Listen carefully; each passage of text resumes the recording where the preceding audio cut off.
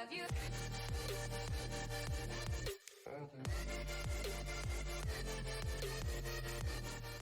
What's going on, everybody? Welcome to another episode of the Artist Reads Bible.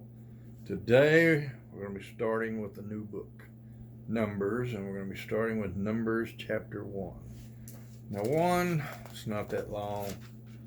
2, it's not really that long. 3 is a little longer, so probably do 1 and 2. And as the book says, Numbers, there's a lot of numbers in this book.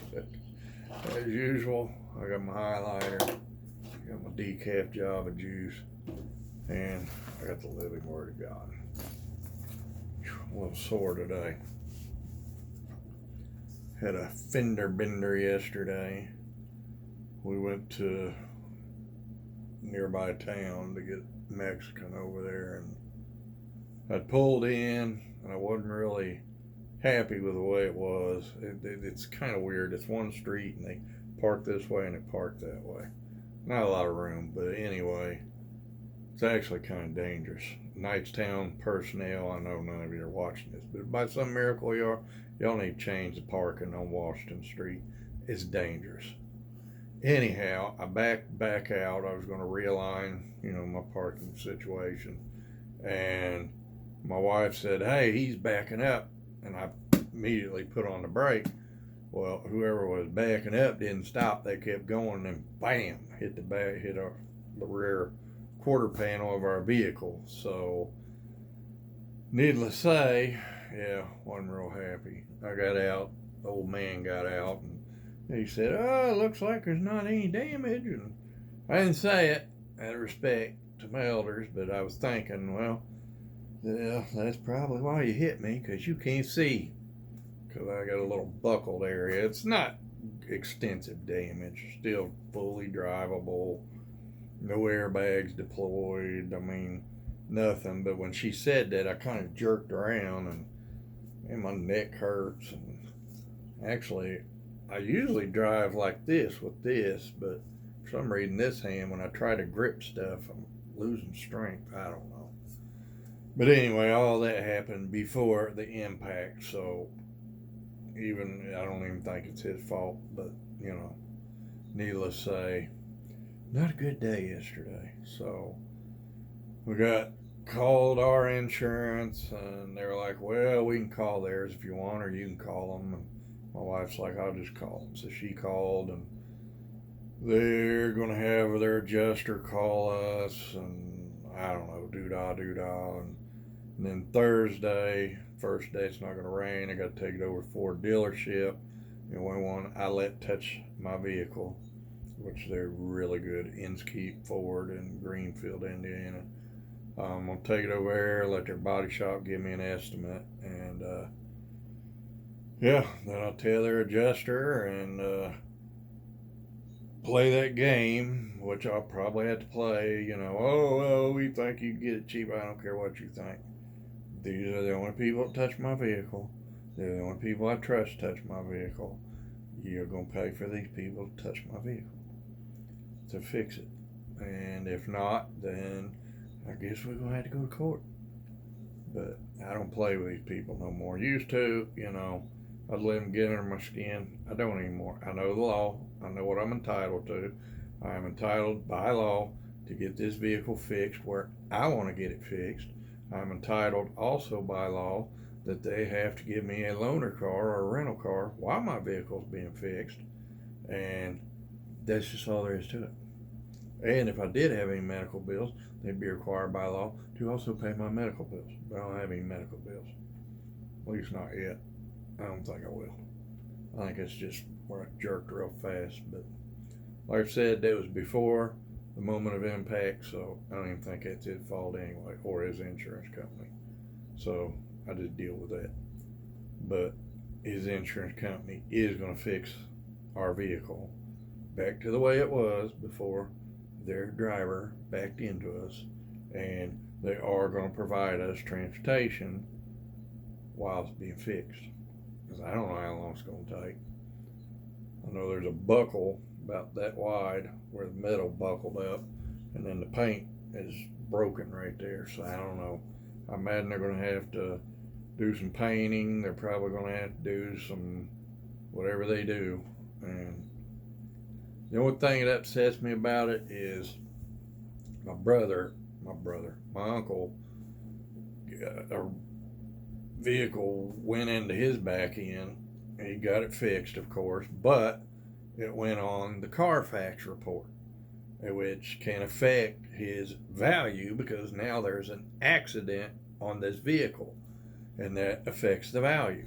So because of this old man who shouldn't have been driving to begin with because he can't see and he can barely walk, now my trade-in value, they're going to nail me on the trade-in value because, somebody don't know how to drive. Aggravates me. It's just like, really, seriously, I don't know how much it's going to ding me on it, but they're probably going to ding me on it. We'll see. I think with as minor as it was, they may not put it on. It might have to be a certain amount before they put it on Carfax. I don't know. But anyway, let's get started reading, shall we? I don't think y'all came to hear about my car accident. I swear, I've been in a lot of accidents, but I've never in my entire life been in an accident that was my fault. Other people have hit our truck while my wife was driving. That was a drunk driver who just got out of prison, by the way. That's the only reason he had insurance. He had to get insurance to get his vehicle registered. When I was younger, somebody wasn't in their lane. They were in my lane, hit me head on. I tried to swerve, but this one backed into us. Down south, somebody was parked in front of us, parallel park, and instead of going forward, there was nothing in front of them. Instead of going forward, they just backed up and kept going, bam, hit the front of our car. Just people not paying attention. If you want to drive a vehicle, which potentially could be very dangerous to others, pay attention. If you don't know how to pay attention, maybe you shouldn't be driving. I'm just saying. Because those of us who do pay attention has never in our entire lives had an accident that was our fault. I'm 53 years old. Never had an accident that was my fault. I'm just saying. Maybe pay attention a little more, people. Wouldn't happen. Oh, an old boy tried to say, I don't think we need the cops here. I said, we need the cops here. That is the procedure. When you have a fender bender accident, what have you, you call the police, they come, they make an accident report, incident report, whatever you want to call it, what have you. You exchange each other's information, name, insurance card, doo-dah, and then you call your insurance company or you call the other person's insurance company. Then you go get estimates, and then you get it fixed. You drive your loaner till it's get fixed. Then you go pick it up. That's how it works. Needless to say, old boy was like, I don't think we need the police. I was like, yeah, I bet you don't want the police. As old as you are, you know you shouldn't be driving. And this probably ain't your first accident due to your inability to drive. And you're probably afraid they're going to jerk your license. I feel sorry for you. I hate to see the old fella's license get jerked. But if he can't pay attention and he can't drive, he doesn't need to be driving. He could kill somebody. It's dangerous. It's better to jerk his license than, this was a little fender bender. What happens next time? Run over somebody, kill him, gets his license jerked. I feel sorry for him, but anyway, I don't, because you probably shouldn't be driving to begin with. Just saying. And at one point in my life, that will happen to me too. If with my heart failure, I lived long enough to the point where I can no longer drive, it'll need to happen to me too. They'll need to jerk my license for the betterment of the public, so I'm not a danger to others. All right, let's get reading before I get off on another tangent. A year after Israel's departure from Egypt, the Lord spoke to Moses in the tabernacle in the wilderness of Sinai. However it's said. Sinai. On the first day of the second month of that year, he said, from the whole community of Israel, record the names of all the warriors by their clans and families. List all the men 20 years old or older who are able to go to war. You and Aaron must register the troops, and you will be assisted by one family leader from each tribe. These are the tribes and the names of the leaders who will assist you. Reuben, Eliezer, son of Shedeur. Simeon, Simon. Oh, that's the tribe of Simon. Leader, Shelomiel, son of Zereshaddai. Tribe of Judah, Nahshon, son of Amminadab. Issachar, Nathanael, son of Zuar.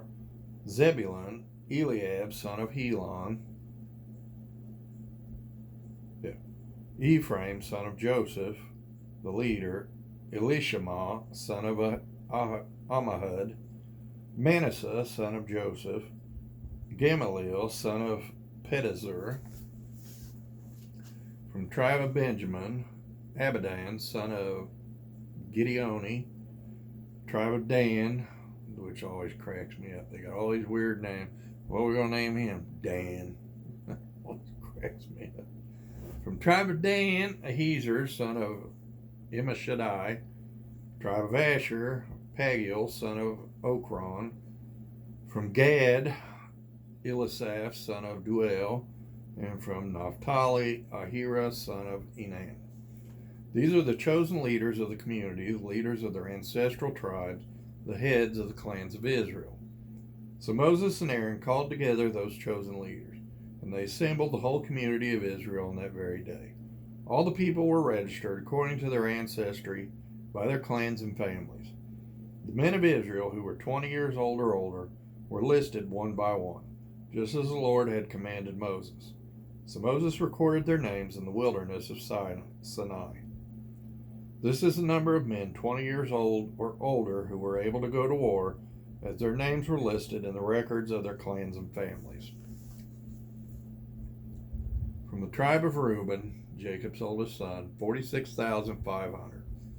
From the tribe of Simon, or Simeon, it's S-I-M-E-O-N, that's part's throwing me as the E in there, 59,300. Tribe of Gad, 45,650. From Judah, 74,600. Looks like Judah's got the most of anybody.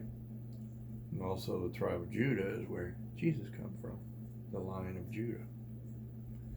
Issachar, if I'm not mistaken. Like I said, I'm mistaken often, so don't take it for fact. Look it up for yourself. But I believe I'm right. Issachar, 54,400. Zebulun, 57,400. Ephraim, the son of Joseph, 40,500. Manasseh, the son of Joseph, 32,200. Benjamin, 35,400. Dan, so quite a large amount, 62,700, second place. Asher, 41,500. And Naphtali, 53,400. These were the men registered by Moses and Aaron and the 12 leaders of Israel, all listed according to their ancestral descent. They were registered by families, all the men of Israel who were 20 years old or older and able to go to war. The total number was 603,550. It's a pretty sizable army there.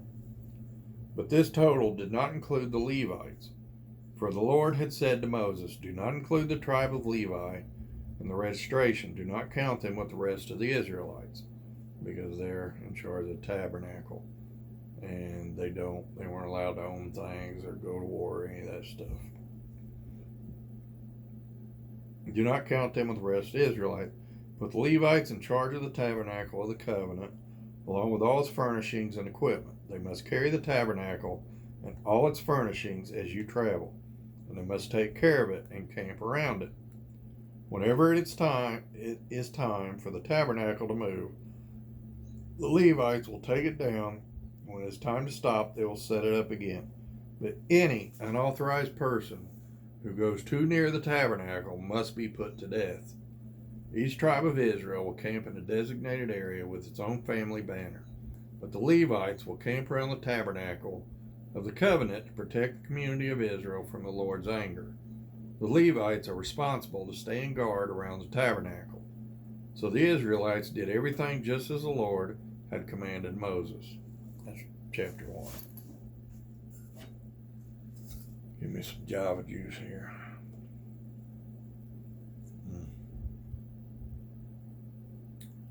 I love coffee.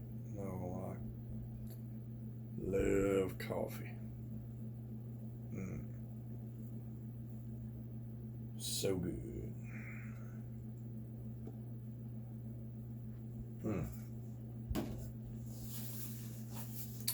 Chapter 2. Then the Lord gave these instructions to Moses and Aaron. When the Israelites set up camp, each tribe will be assigned its own area. The tribal divisions will camp beneath their family banners on all four sides of the tabernacle, but at some distance from it. The divisions of Judah, Issachar, and Zebulun are to camp toward the sunrise on the east side of the tabernacle, beneath their family banners. These are the names of the tribes, their leaders, and the number of their registered troops. Oh, it's going through the numbers again. A lot of repetitiveness in the Old Testament. Judah, from tribe of Judah, Nahshon, son of Amminadab, 74,600. Tribe of Issachar, Nathanael, son of Zuar, 54,400.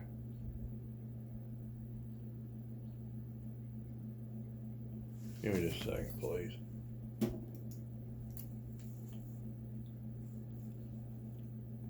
Something weird going on my TV.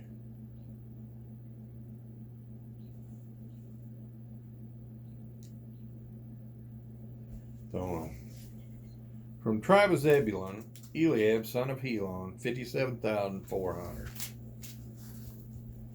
So the total of all the troops on Judah's side of the camp is 186,400. These three tribes are to lead the way whenever the Israelites travel to a new campsite. The divisions of Reuben, Simon or Simeon, and Gad are to camp on the south side of the tabernacle beneath their family banners. These are the names of the tribes, their leaders, and the number of their registered troops. From the tribe of Reuben, Eliezer, son of Shedeur, 46,500. From tribe of Simeon, Shilamiel, son of Zurishaddai, 59,300. From the tribe of Gad, Elisaph, son of Duel, 45,650. So the total number of all the troops on Reuben's side of the camp is 151,450. These three tribes will be second in line whenever the Israelites travel. Then the tabernacle carried by the Levites will set out from the middle of the camp. All the tribes are to travel in the same order that they camp, each in position under the appropriate family banner. The divisions of Ephraim, Manasseh, and Benjamin are to camp on the west side of the tabernacle beneath their family banners. These are the names of the tribes, their leaders, and the numbers of their registered troops. From the tribe of Ephraim, Elishama, son of Ammihud, 40,500. From the tribe of Manasseh, Gamaliel, son of Pedazur, 32,200. And from the tribe of Benjamin, Abidan, son of Gideoni, 35,400. So the total of all the troops on Ephraim's side of the camp is 108,100. These three tribes will be third in line whenever the Israelites travel. The divisions of Dan, Asher, and Naphtali are to camp on the north side of the tabernacle beneath their family banners. These are the names of the tribes, their leaders, and the numbers of their registered troops. From the tribe of Dan, Ahiezer, son of Ammishaddai, 62,700. From the tribe of Asher, Pagiel, son of Okran, 41,500. From the tribe of Naphtali, Ahira, son of Enan, 53,400. So the total of all the troops on Dan's side of the camp is 157,600. These three tribes will be last marching under their banners whenever the Israelites travel. In summary, the troops of Israel listed by their families totaled 603,550. But as the Lord had commanded, the Levites were not included in this registration. So the people of Israel did everything as the Lord had commanded Moses. Each clan and family set up camp and marched under their banners exactly as the Lord had instructed them. And that's 2. A lot of repetitive numbers in the Old Testament, but I reckon they want you to get the gist of what's going on or what went on.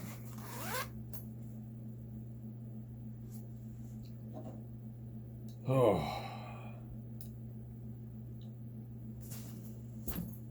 Yep, a lot of numbers. So, yeah, wow, snap, crackle, pop. My old back's just, not my back, my neck. My back has arthritis stuff, so that always hurts. That's nothing new. Just kind of, I think it is where I'm kind of like this, Like I said, that I don't believe that'd be that man's fault because that happened before the moment of impact, so it wasn't his car that caused me to, Nope, I had it myself. But it'll get better. Oh, I tell you, sometimes if I didn't have bad luck, I wouldn't have no luck at all. My glasses still are not right. Been trying to get them right since January. This is now almost April.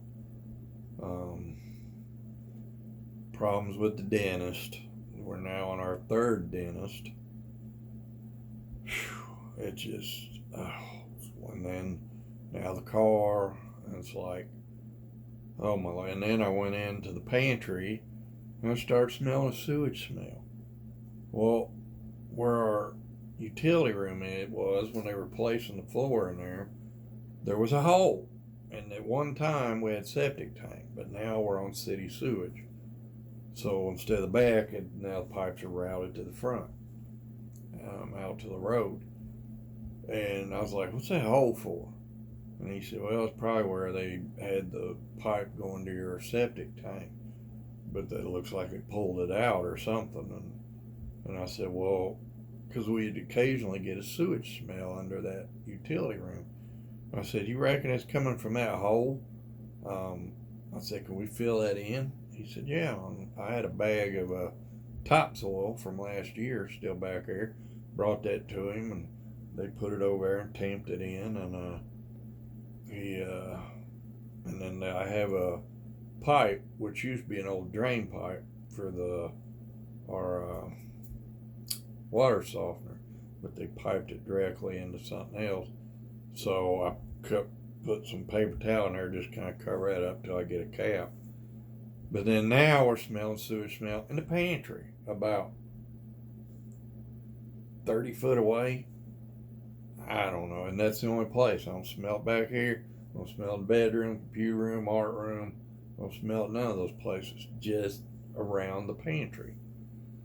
So now I got to get a plumber to crawl up under here, find out what's going on, get that fixed. Then once that's fixed, the people who I hired when we first bought the house to do the roof, I have one section above the utility room, which was an add-on, is a flat roof for the utility room. And whenever there's snow or ice, it leaks through the ceiling. Only when there's snow or ice, not when it rains or normal days, just when there's snow or ice. And I think they did it wrong and it's backing up in that corner or something. So I got to get a roofer to come out and look at that. I tell you, it's always something. When you own a house, it's always something. But I tell you here lately, like I said, if I ain't had bad luck, I won't have no luck at all. That was a song, wasn't it? Who sung it? Or was that on that show, doom, despair, agony on me. Was that it? I can't remember. My parents watched that when I was younger, so I was forced to watch it. I still remember a lot of it. I can't remember. Somebody sung that song, but I can't. I'm so old I can't remember. Sounds like my cat wants in here. So anyway, hope y'all got something out of today. I know I did. I know they had a pretty sizable army. The Israelites did. Over 600,000. That's a good sized army. And you're talking about back in that day. Okay, today, you know, the Chinese have 1 million-man army. They got about twice what the Israelites had. But you got to remember something. In today's world, we have slightly over 7 billion people in the world. Back then, they had, I don't even know, I know there wasn't a billion. Maybe a couple million in the entire world. And the Israelites had 600,000. So the Israelites would have had like a large population of the world's population in their military. So, you know, needless to say, nobody stood a chance against the Israelites. Not back then. You know, today, Israel, I have no idea. I know they're our ally. And I know they've got some tough troops. What is it, the Mossad, and I don't even remember what else they have, but they're kind of tough. Unfortunately, I have no idea about the number of their troops. I don't know. You know, the United States, I want to say we have, with reserve and guards, I want to say we have like 700,000. I don't know. That might have been when I was back in the 90s, early 90s. I don't know what Israel has now, but back then, 600,000 was a very large population. I mean, that's a lot, you know, for a military. You know, you look at the United States, we have, 390 million people, something like that. So, I mean, 600,000, nothing to us. But that is about roughly the size of our military, you know. And back then, like I said, they had just a very small portion of the world population that we have now. You know, like I said, we have like 7 billion now. They had, I know they didn't have no billion back then, because it seems like the world's population has been doubling like every, 30, 40 years, something like that, 50 years. So back then, like I said, I want to say they maybe in the entire world was just a couple million people, maybe. And when you got a military of 600,000, that is a large. You're not going to do much to them, are you? God took care of them. Just like God take care of you if you accept Him. So anyway, I'm going to hop off here. I love each and every one of you. Y'all please, please, please be good to each other. And I'll bring you something again real soon.